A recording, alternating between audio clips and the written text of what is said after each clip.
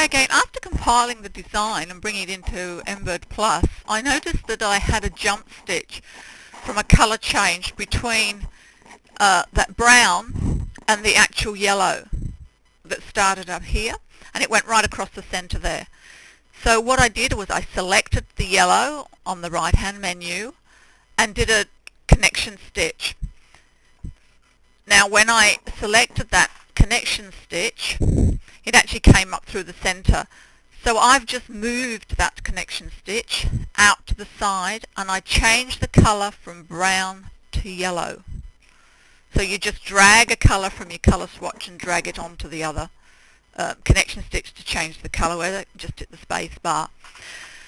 So now when I'm going up to the yellow, I don't go jump stitch straight across there. It actually finishes here and runs all the way around the edge back up to start to the yellow.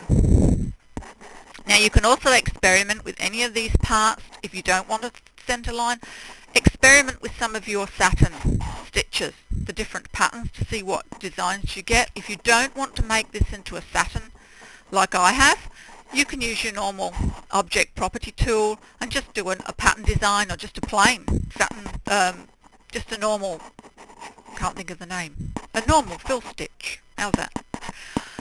Okay. So if you take it into Embird Plus, that's what I was trying to tell you, is you can always bring it back into Embird Studio by going Design and then Open Recent. And all your parts will be there for you to change them and edit them and do whatever you want with them. Now another thing you can do is I'm going to turn off the image, and then I'm going to go to Edit, select All. Now if you want to save this as a bigger design, resize it here. Generate stitches, and then you can save the design in another name and you have a separate design. You could also, if you wanted to, reduce it down in size and put a smaller one either side. So duplicate the whole lot and put a smaller one either side. Now remember, you're going to start having jump stitches if you do that.